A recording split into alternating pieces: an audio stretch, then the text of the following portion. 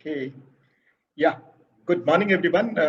Today we have with us Ms. Bence, who is film director and journalist, and been experienced in doing, documentaries, production of quality TV projects. We would like to know about, the kind of pandemic situation and your directorial projects for documentaries and television shows, how it has been with you during these days.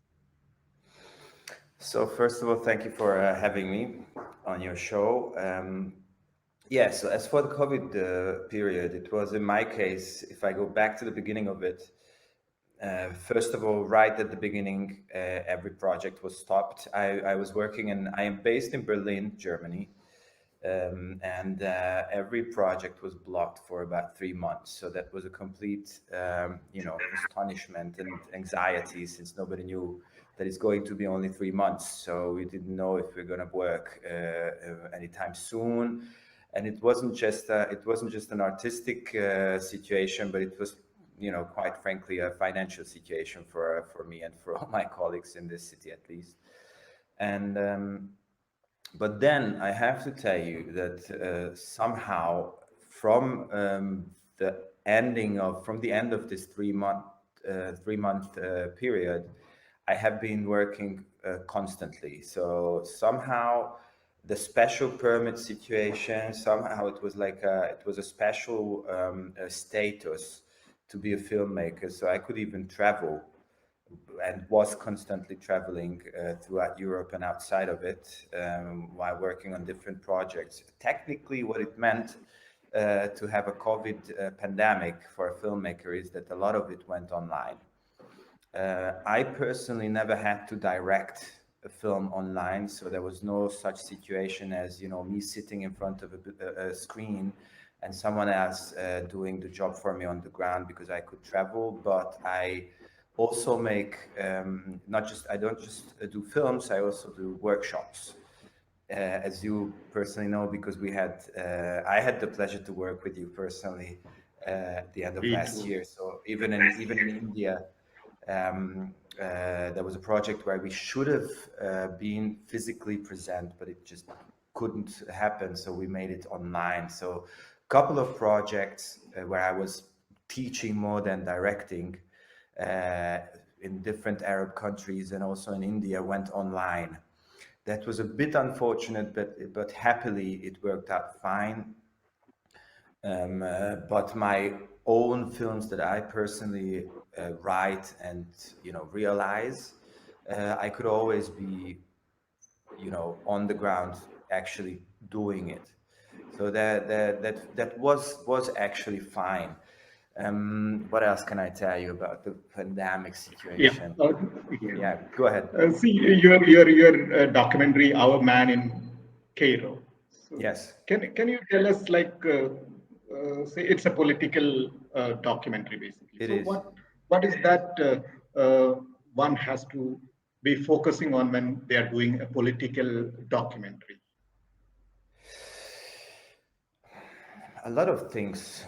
Content-wise, I would say, like in any other film, you have to find your focus. And in my case, it was broadly speaking, you could say, about the human rights situation under the current government of Egypt, but also it wasn't just, you know, I didn't just criticize the Egyptian government. Much more, I criticized Europe and the Western part of the world, basically that letting it happen out of strategical and geopolitical reasons. So first of all, you have to find your focus.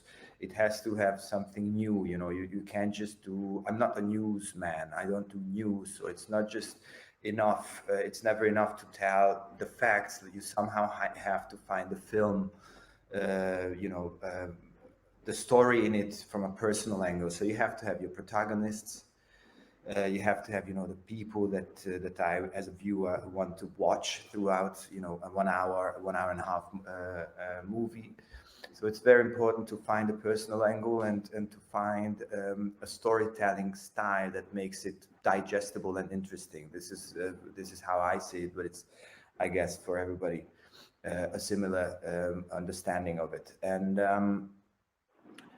but in this particular case, because as you said, it's a political film and it's a highly critical film towards many directions, towards the the Egyptian political elite, but also Europe.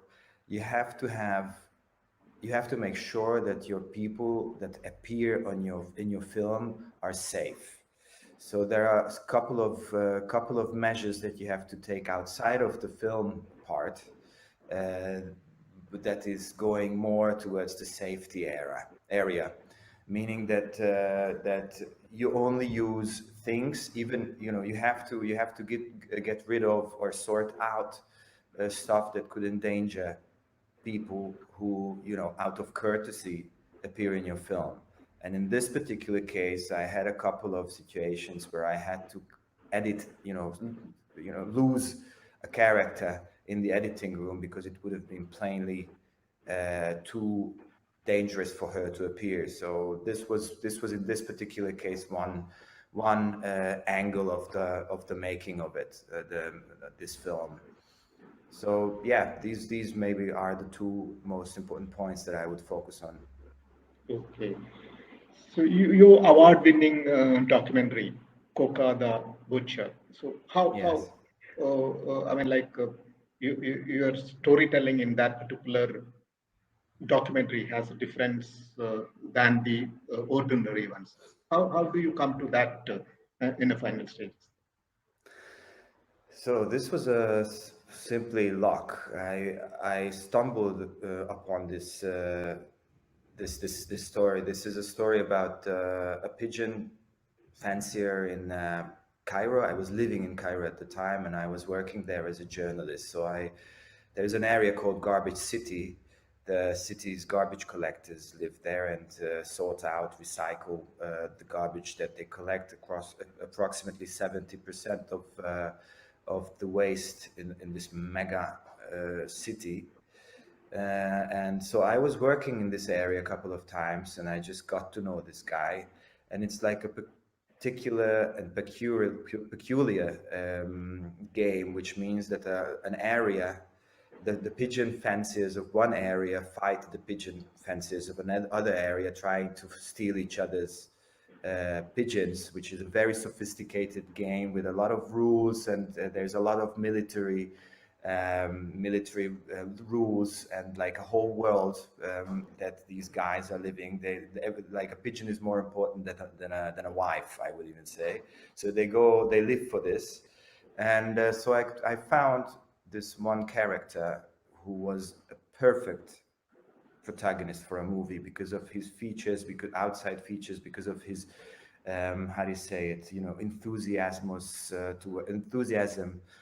towards what he did. He was just, from a filmmaker perspective, he was just the perfect character. And so I started to film him throughout a period of approximately 3 years. And the funny story is, again, outside of the actual edited story, is that the world premiere was in the United States. And so the festival sent an invitation to the guy, and out of a miracle, he received a 5-year multiple entry visa to the US, and he appeared to the festival, which was an Oscar, how do you call it? Basically, whoever wins the festival is eligible to apply for the Oscars, and we won the festival.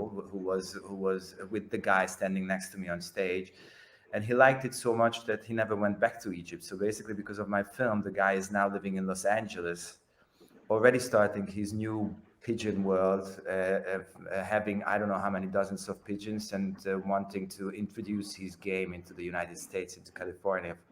And so I continued filming him. Now I had two rounds of filming already in LA, and I'm making a long documentary about it. Okay, so you've been in Cairo, the Middle East correspondent for Hungarian Public News Service. Yes. Can you tell us your experiences being a foreign correspondent or say away from your own place? How It always um, depends. It always easy? depends. It always depends where you are, I suppose. Like for instance, like Cairo very much. It became kind of a home within the shortest time. I really simply liked the place.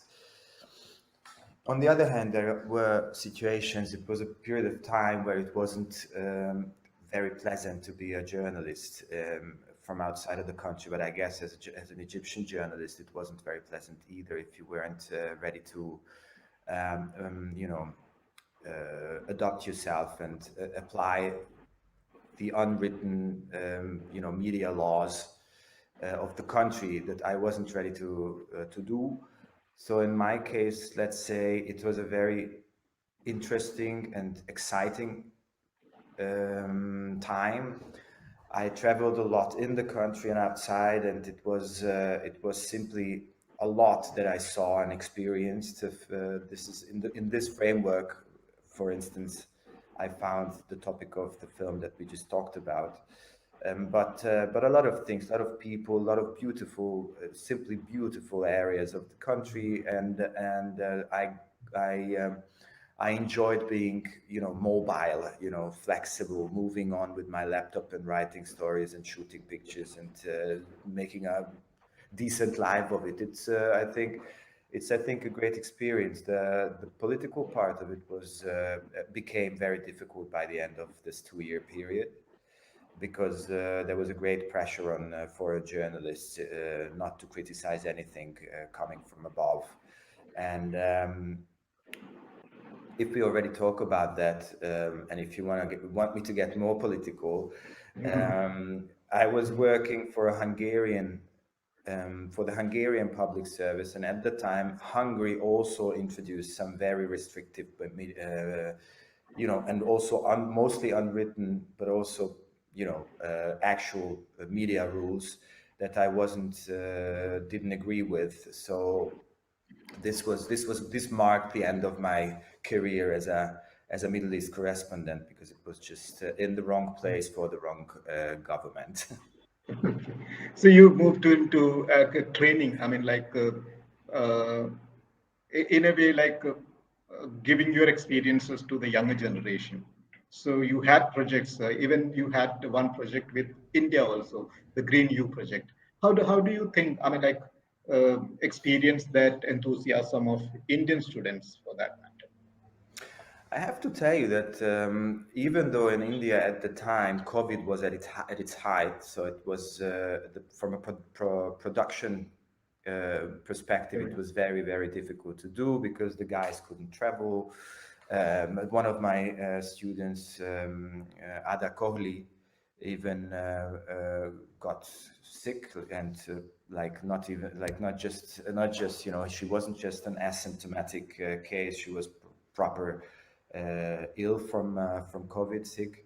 And so it was difficult, but I have to tell you that even compared with the rest of the world that I have experienced doing workshops in, from a quality and from a skills point of view or you know perspective, they were on a high level. So the films were professionally made eventually because the job was to create 5 minute documentaries with a topic within with some environmental topic. And so the ideas were very interesting, most of it, not all of it, not all of them, but most of them.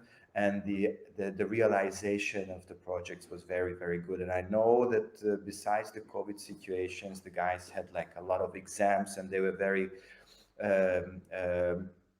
tight with time, which you actually need. This is something that you need for the time is something very, very important to you know to write the story, to develop it, to get ready with production, and then actually go out, film it, and then edit it. You need to be focused, you need to concentrate, and you need simply time. This is something that they didn't have. And despite this fact, I think the outcome was very, very satisfactory. I was actually astonished. It was my first project ever in India, and it was a great experience. It was a pity that I couldn't be there physically because of COVID. This was one of the projects that I had to do online, but who knows? Maybe in the future we can do it properly. So with these OTT platforms coming in, do you think documentaries, say short and long documentaries, will have its own niche in this time, like worldwide? You mean like the pay TV platforms? Yes, That's what yeah, you yeah, mean? yes, yes, yes. Sure, documentaries have, I think, even more of a chance right now than they had before. So if we take the big ones, there's a lot of documentaries that you can watch, which wasn't the case before they appeared because it was difficult to get a documentary, for instance, in movie theaters and show it to the wide audience. It just really very rarely happened that you saw a documentary in the movies. So I think on one hand, it's a great chance for documentary filmmakers to get their work out there. On the other hand, I think there are a couple of problematic phenomena in this. For instance, I think that style and content-wise, specifically, if I have to, point out one of those, Netflix would be, in my opinion, a very centralizing force. So they very much dictate the style and the content of the documentaries that now fit the algorithm and the acceptance of the audience or of the commissioning sector in these pay TV on platforms, that it is very difficult to do something that you think artistically interesting, special, exciting, that you actually want to do. So it's kind of getting into a time right now where it is difficult to stand out. I think it's difficult to do something that is not 100% commercial. Okay. So what do you think about like international film, documentary film festivals kind of thing, which can those festivals really can help people who want to do a kind of documentaries that they need freedom to work on? Yeah, I think festivals go to the right direction. This is exactly the refuge that the filmmaker finds, because there is way more. Money is less of an aspect if you go to festivals. You don't make money with it, like very little, if at all. And also on the other side, they're not looking for blockbusters. So there's a way bigger freedom artistically, and it's very rewarding also if the film is good and the people like it. And going on tour, festival tour with a film is actually very it's a beautiful experience. You meet other filmmakers. There is also a healthy kind of competition amongst the people who participate. So it's for me at least, it's always a beautiful experience if the festivals are properly prepared and properly, if they're good. There are also festivals that are not so good, but in principle, it's a good thing. I think it gives you more freedom, and the how to call it, like the limits are wider. Okay. So what are your new projects basically? I mean, like if you have started something, if you have something to Yeah. release. Yeah, so I have a couple of projects on different stages. Those that I actually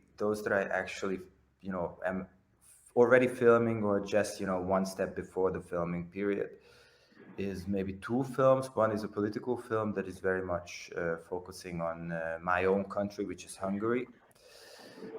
So I deal with some aspects of the current political situation in Hungary. In this film, I've been shooting or filming for almost 2 years already. And then I'm going to start shooting in September. That's a German documentary miniseries of 4 episodes about the 1972 Munich Olympics and the attack against the Israeli athletes. So we're going to come out on the 50th anniversary next year, and on the 5th of September. With this film, and we start shooting. We've been preparing a lot and developing and still writing to a bigger extent, but we're going to start shooting in September, and we're going to come out next year. Okay, great. Thank you, Bence, and all the best for your projects, and we'll be in touch. And thank you very much for giving this time. Thank you, Shajan. It's always a pleasure talking to you. Thank you. Bye-bye.